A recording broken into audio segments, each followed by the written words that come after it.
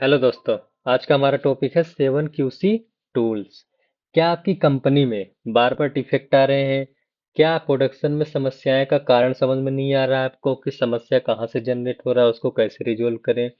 या फिर आप इंटरव्यू एग्जाम की तैयारी कर रहे हो?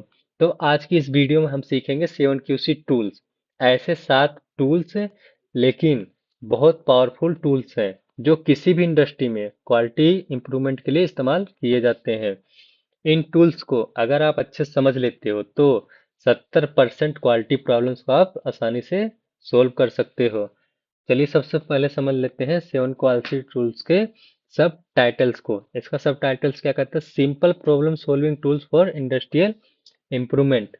मतलब 7QC टूल्स, जो हमारा 7QC टूल्स है, ये ऐसे बेसिक टूल्स है जिनका उपयोग, यहाँ से ध्यान से सुनिएगा आप, यह ऐसा बेसिक टूल्स है जिनका उपयोग हम क्वालिटी मैनेजमेंट में समस्याओं को पहचानने, उनके कारण को पता लगाने और सुधार करने के लिए किया जाता है। 7QC टूल्स मीन्स जैसे आप देख रहे हो, यह 7 क्वालिटी कंट्रोल टूल्स है। इसमें 7 क्वालिटी कंट्रोल टूल्स यूज किए जाते हैं। पहले देख लेते हैं क्या क्या टूल्स हैं इसमें। पहला है चेकशीट, दूसरा है पेटो चार्ट, तीसरा है कोज एंड इफेक्ट डायग्राम, जिसको हम फिशबोन डायग्राम भी बोलते हैं। चौथा है हिस्टोग्राम, पांचवा है कंट्रोल चार्ट, छठा है स्कैटर डायग्राम, सातवां है स्ट्रेटिफिकेशन। चलिए समझते हैं। इन सातों पॉइंट को समझने से पहले सबसे पहले समझ लेते हैं हम इंट्रोडक्शन ऑफ 7QC टूल्स, जो कि बहुत जरूरी है। सबसे पहला क्या है इसमें? 7QC tools are basic quality improvement tools. मतलब 7 क्वालिटी टूल्स जो है हमारा क्वालिटी सुधारने के बेसिक और फंडामेंटल टूल्स हैं। दूसरा क्या है? Use to identify and solve problem.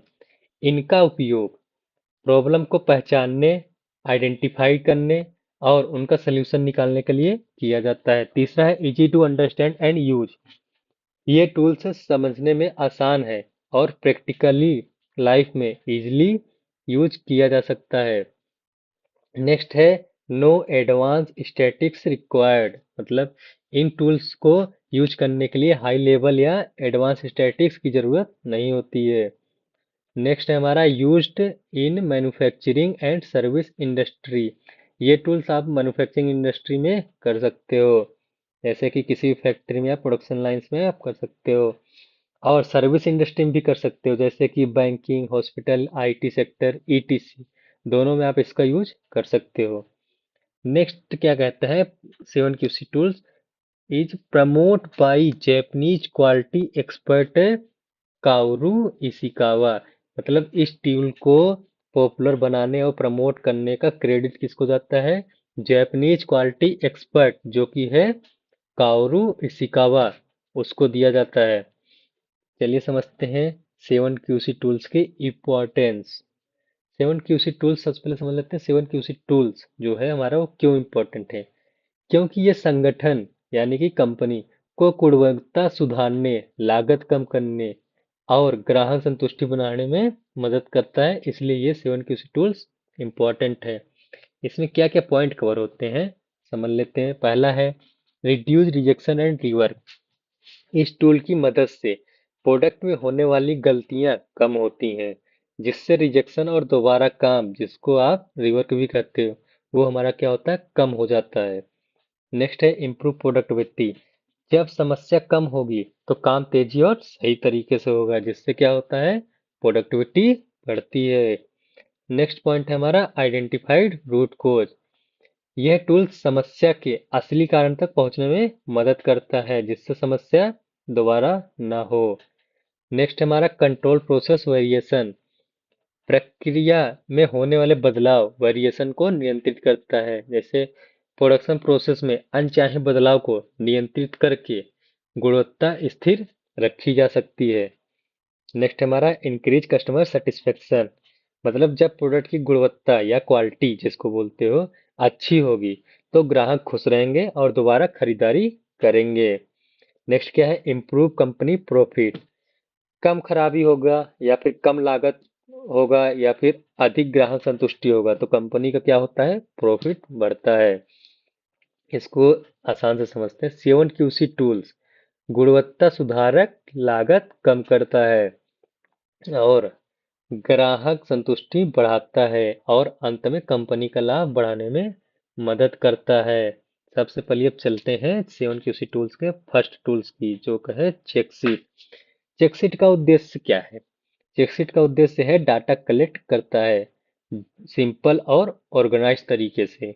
अच्छा, ये जरूरी क्यों है? बिना डाटा के डिसीजन लेना रिस्क होता है। अगर आप कोई भी डिसीजन ले रहे हो तो आपके पास में बैकग्राउंड में आपके डाटा अवेलेबल होना चाहिए, तभी आप किसी चीज का डिसीजंस लो, ताकि आपका जो है रिस्क ना हो। यदि आप बिना डाटा के डिसीजन लोगे तो रिस्क रहेगा ही रहेगा उसमें। ये काम कैसे करता है? एक सिंपल फॉर्मेट बना लो जिसमें हर डिफेक्ट आने पर टिक करो। एग्जांपल्स मान लेते हैं, या फिर जैसे आपने ये चेक शीट का फॉर्मेट जो अटैच है इसमें इसमें देखिए, हमने डिफेक्ट क्या क्या ले रखा है? Loose screw, dirt, proximity sensor, soldering defect, gap, part miss, ETC. और हमने ऊपर क्या रखा है? पर डे डिफाइन कर रखा है, मतलब 1 जनवरी, 2 जनवरी, 3 जनवरी, 4 जनवरी, 5 जनवरी, 6 जनवरी, ऐसे करके डिफाइन कर रखा है। अब हम इसमें देख रहे हैं कि 1 जनवरी में कौन कौन सा डिफेक्ट आया है।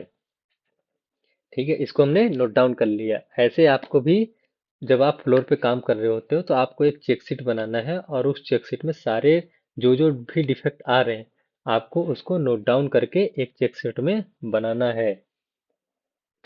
अगर आप हर डिफेक्ट को आते ही टिक करते हैं तो दिन के अंत में आपको साफ दिखेगा कि कौन सा डिफेक्ट सबसे ज्यादा आ रहा है। अगर आप डाटा बनाओगे, चेक शीट बनाओगे कौन सा डिफेक्ट आ रहा है, तो आपको लास्ट में जाके जब शिफ्ट इंड होता है उसमें आप देखोगे, एनालिसिस करोगे तो जो सबसे ज्यादा डिफेक्ट आ रहा होता है वो आपको क्लियरली दिख जाएगा।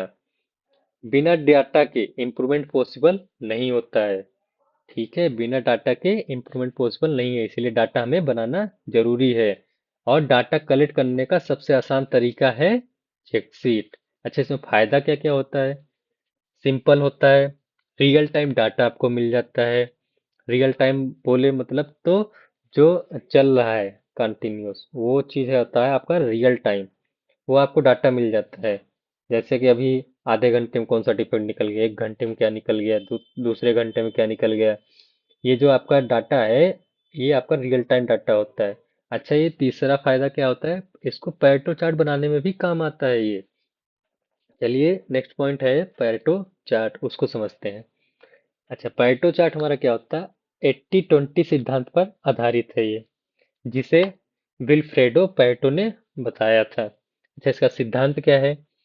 80% जो आपका प्रॉब्लम है वो 20% कॉस्ट से आती है। कैसे बनाते हैं इसको?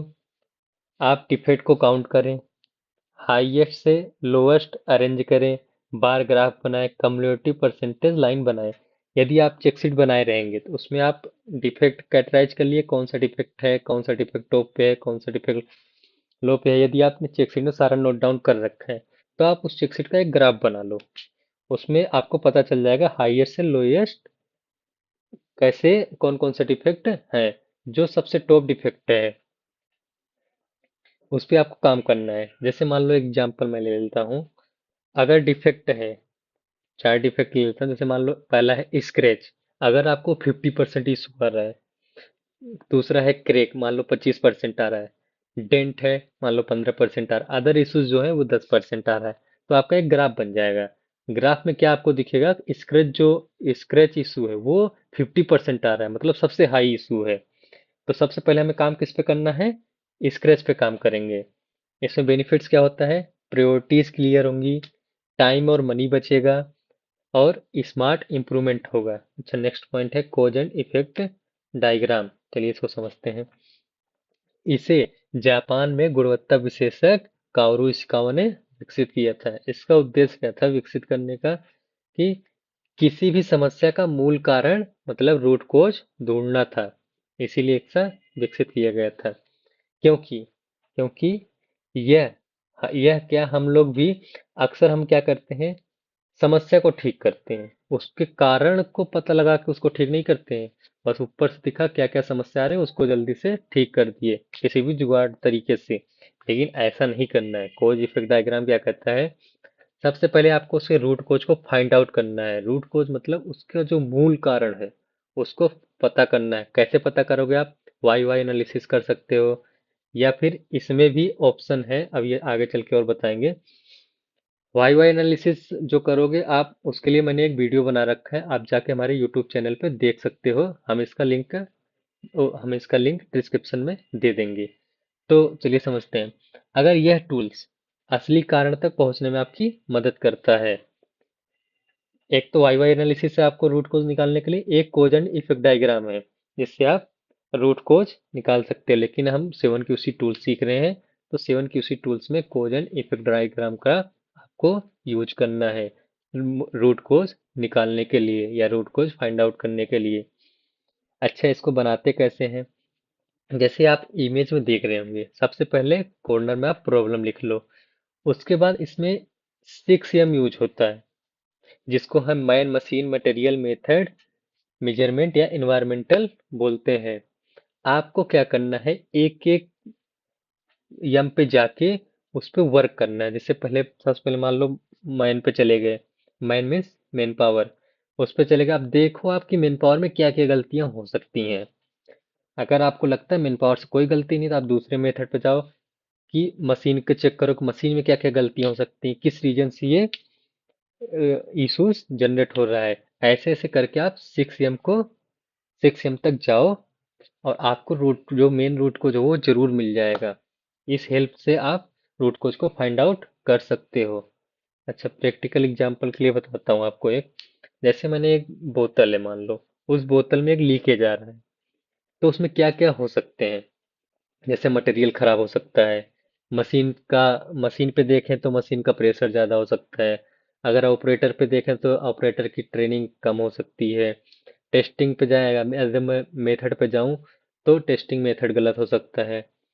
इस तरीके से रूट कोज निकल जाएगा आपका। फायदा क्या क्या होता है? टीम डिस्कशन में क्लियरिटी हो जाती है, रूट कोज एनालिसिस आपका बेस्ट रहता है, ब्रेन स्टॉर्मिंग में यूजफुल मिलता है आपका। अच्छा, नेक्स्ट पॉइंट है हिस्टोग्राम। हिस्टोग्राम का क्या मतलब है? ये क्या करता है, इसका उद्देश्य है डाटा का डिस्ट्रीब्यूशन दिखाना। कैसे? यह क्या बताता है? डाटा सिमेट्रिक है, वेरिएशन ज्यादा है, स्क्वेड है। मतलब, एक एग्जांपल लेता हूँ मैं, जब आपको समझ में आएगा। जैसे मान लो 100 प्रोडक्ट की वेट मेजरमेंट है, ठीक है। अब हिस्टोग्राम से कैसे पता चलेगा? वेट एवरेज के आसपास है या स्प्रेड ज्यादा है, समझ गए आप? जैसे आपको हर 2-2 घंटे पर जो मटेरियल है, आप उसको इंस्पेक्शन करते हो। अगर आप उसका वेट करते हो, तो जैसे पहले के फर्स्ट आवर में जब आप स्टार्टिंग में जाओगे, तो जो वेट आ रहा है, मान लो 300 ग्राम आ रहा है, और जब आप 2 घंटे बाद फिर से इंस्पेक्शन करने जा रहे हो, जो मान लो उस घंटे 400 वेट आने लगा, 400 ग्राम, तो जो ये पहले आपने चेक किया 300 ग्राम आ रहा, दूसरा जब आपने चेक किया दूसरे टाइम में जाकर तो 400 ग्राम आने लगा। ये जो वेरिएशंस है, इसी को फाइंड आउट करता है हिस्टोग्राम। इसको फायदा क्या होता है हिस्टोग्राम में? वेरिएशन समझने में आसान होता है, प्रोसेस कैपेबिलिटी एनालिसिस में यूजफुल रहता है ये। नेक्स्ट पॉइंट है हमारा कंट्रोल चार्ट। कंट्रोल चार्ट का क्या मतलब है? यह टूल पहले समझ लेते हैं, यह टूल किसने विकसित किया है? इसको विकसित किया है वाल्टर ए स्वेहर्ट ने। इसका उद्देश्य क्या था विकसित करने का? प्रोसेस कंट्रोल में है या नहीं। मतलब इसमें हमने प्रोसेस को चेक करना होता है कि प्रोसेस जो हमारा चल रहा है वो कंट्रोल में है या नहीं। यह हमारा उद्देश्य है कंट्रोल चार्ट का। इसमें क्या होता है? इसमें सबसे पहले आप इमेज में जाओ, इसमें देखो बीच में हमारा एक एवरेज पॉइंट है, इसमें लिखा है ना एवरेज ऑफ ऑल सैंपल। फिर हमारा एक अपर कंट्रोल लिमिट है, जिसको हम यूसीएल भी बोलते हैं। फिर हमारा एक लोअर कंट्रोल लिमिट है, जिसको हम एलसीएल बोलते हैं। एक हमारा सेंटर लाइन होता है, फिर हमारा एक अपर कंट्रोल लिमिट होता है, एक हमारा लोअर कंट्रोल लिमिट होता है। तो जो हमारा, मान लो कोई डायमेंशन आप चेक कर रहे हो, ठीक है। अगर हमारा जो एवरेज है, जो हमारी सेंटर लाइन है, अगर मान लो 50 mm है, अगर फिर आप, और जो हमारा अपर है यूसीएल है उसको हमने 60 दे दिया, और जो हमारा लोअर है उसको हमने 40 कर दिया, मतलब 50 प्लस माइनस 10 कर दिया। तो यदि अगर हमारा अपर वैल्यू 60 से भी ज्यादा जाता है, तो हमारा अपर कंट्रोल लिमिट को ब्रीच कर रहा है। अभी हमारा लोअर कंट्रोल लिमिट जैसा कि हमने सेट किया 40, अगर 40 से भी डाउन जाता है तो हमारा लोअर कंट्रोल लिमिट ब्रीच कर रहा है। अच्छा, जब ब्रीच करेगा तो क्या करना पड़ेगा आपको? आपको ये करना पड़ेगा, उसमें इन्वेस्टिगेट करना पड़ेगा और उसको सोल्व करना पड़ेगा। इसको कैसे समझे, पहले आओ इसको समझते हैं। अगर डाटा पॉइंट लिमिट के अंदर है, मतलब प्रोसेस आपका स्टेबल है। अगर डाटा पॉइंट है लिमिट के बाहर है, तो समझ लो आपका स्पेशल कोज प्रॉब्लम है, वहां पे कुछ ना कुछ दिक्कत है, आपको उसको इन्वेस्टिगेट करके उसको सही करना पड़ेगा। इसके फायदा क्या क्या होता है? ये अर्लियर वार्निंग सिस्टम है, पहले ही आपको वार्निंग दे देता है। वेरिएशन कंट्रोल है। दूसरा, क्वालिटी मेंटेन रखता है। नेक्स्ट पॉइंट है हमारा स्कैटर डायग्राम। चलिए इसको समझते हैं। इसका उद्देश्य क्या है? दो वेरिएबल के बीच संबंध दिखाना। कैसे समझें इसको? जैसे डॉट है, अगर डॉट ऊपर की तरफ जा रहा है तो पॉजिटिव रिलेशन है, जैसे कि आप डायग्राम में देख रहे होगे। अगर डॉट नीचे जा रहा है तो निगेटिव रिलेशंस है। अगर रेंडमली डॉट है तो नो रिलेशंस है। Example, temperature versus defect rate. अगर टेम्परेचर बढ़ने से डिफेक्ट बढ़ता है तो रिलेशंस कंफर्म्ड है। इसके फायदा क्या क्या होते हैं? हाइपोथेसिस टेस्ट करने में मदद मिलता है। कॉज इफेक्ट रिलेशन समझने में यूजफुल रहता है। नेक्स्ट पॉइंट है हमारा स्ट्रेटिफिकेशंस। इसका उद्देश्य क्या है? डाटा को अलग अलग कैटेगराइज में डिवाइड करना। जैसे क्यों जरूरी है? कई बार ओवर डाटा मिसलीडिंग हो जाता है। एग्जाम्पल के तौर पर समझते हैं। जैसे आपके पास टोटल डिफेक्ट 100 है। अब इसको सेपरेट करना है। सेपरेट आप कैसे करोगे? सबसे पहले हम इसको शिफ्ट वाइज में कन्वर्ट कर देते हैं। जैसे मॉर्निंग शिफ्ट हो गया, इवनिंग शिफ्ट हो गया, नाइट शिफ्ट हो गया, मान लो इसमें हमने कन्वर्ट कर दिया। अब मॉर्निंग शिफ्ट में हमें 20 मिला, 20 पीस मतलब 20 डिफेक्ट मिला, और इवनिंग वाले शिफ्ट में 25 डिफेक्ट मिला, नाइट वाले शिफ्ट में 55 डिफेक्ट मिला। तो अब साफ है कि प्रॉब्लम नाइट शिफ्ट में है, क्योंकि नाइट वाले शिफ्ट में 55 मिला है, जो सबसे ज्यादा है। तो यह क्या करता है कि डाटा को अलग अलग कैटेगरी में डिवाइड कर देता है, ताकि इजीली आपको पता चल सके कि किसमें सबसे ज्यादा इश्यूज है। इसका फायदा क्या क्या होता है? हिडन प्रॉब्लम बाहर लाता है और एक्यूरेट डिसीजन मेकिंग बनाता है। अच्छा, नेक्स्ट पॉइंट समझते हैं। इसको समरी टेबल से समझ लेते हैं। समरी टेबल्स क्या है? सबसे पहले टूल्स, उसके बाद उनका पर्पस समझते हैं। पहला टूल्स है चेक शीट। वो क्या करता है? डाटा कलेक्ट करता है। पैरेटो चार्ट क्या करता है? प्रियोरिटाइज, प्रॉब्लम को प्रियोरिटाइज करता है। फिशबोन डायग्राम क्या करता है? रूट कोज को फाइंड आउट करता है। हिस्टोग्राम क्या करता है? वेरिएशंस को स्टडी करने में मदद करता है। कंट्रोल चार्ट क्या करता है हमारा? प्रोसेस को मॉनिटर करने में मदद करता है। स्कैटर डायग्राम रिलेशनशिप्स आइडेंटिफाइड करता है। स्ट्रेटिफिकेशंस सेपरेट डाटा बनाता है। चलिए नेक्स्ट पॉइंट है इसका कंक्लूजन। कंक्लूजन्स क्या है इसके? 7 QC tools are simple but powerful. यह टूल सिंपल है लेकिन पावरफुल है। इसका उपयोग जैसे हेल्प रिड्यूस डिफेक्ट, ये क्या है? कॉस्ट को कम करता है। मैं समझा रहा हूँ आपको क्लियर। जैसे इसमें क्या क्या होता है? कॉस्ट कम हो जाता है, डिफेक्ट कम होते हैं, कस्टमर सेटिस्फेक्शन बढ़ता है, प्रोसेस स्टेबल रहता है। ये सब हमारे कंक्लूजन्स हैं। नेक्स्ट पॉइंट है हमारा 7 QC टूल्स को हमने 3 तरीके से इसको कैटेगराइज कर रखा है। समझिए सबसे। डाटा, यदि आपको डाटा कलेक्ट करना है तो आपको चेकशीट की जरूरत है। दूसरा है, यदि आपको डाटा एनालिसिस करना है तो आपको हिस्टोग्राम, पैटो चार्ट, स्कैटर डायग्राम, स्ट्रेटिफिकेशंस की जरूरत है। यदि आपको प्रॉब्लम सॉल्विंग टूल्स चाहिए तो कोज एंड इफेक्ट और कंट्रोल चार्ट आपको इसमें मदद करेगा। आप इन सारे पॉइंट को अच्छे तरीके से ऊपर जाके समझ लें, उसी के अकॉर्डिंग काम करें आप। याद रखिए, क्वालिटी एक्सीडेंट से नहीं आती, क्वालिटी प्रोसेस से आती है। अगर आप प्रोडक्शन क्वालिटी इंजीनियरिंग में काम करते हैं तो ये 7 QC टूल्स आपके करियर के लिए बहुत जरूरी है। अच्छा, मेन इंपॉर्टेंट थिंग, ये तो हमने 7QC टूल्स को बस बेसिक नॉलेज या बेसिक जानकारी आपको दिया है। आपको अगर इस टॉपिक पे 7QC टूल्स के जितने भी टूल्स हैं, 7 टूल्स, यदि आपको इसके बारे में पूरा विस्तार से जानना है तो आप कमेंट में मुझे बता दीजिए। तो मैं इसको एक एक करके सारे टूल्स का मैं बिल्कुल लॉन्ग वीडियो बना दूंगा और अच्छी तरीके से वीडियो बना दूंगा ताकि आप इजीली उसको समझ सको विथ एग्जांपल, विथ डेफिनेशन, कैसे यूज करें उसको। इन सारे तरीकों से मिला के मैं इसका हर टूल्स का एक एक वीडियो अलग से बना दूंगा यदि आप कमेंट करेंगे तो। चलो ठीक है, अगर आपको यह वीडियो पसंद आया हो तो लाइक करें, सब्सक्राइब करें और चैनल को सब्सक्राइब करें। Thanks for watching this video.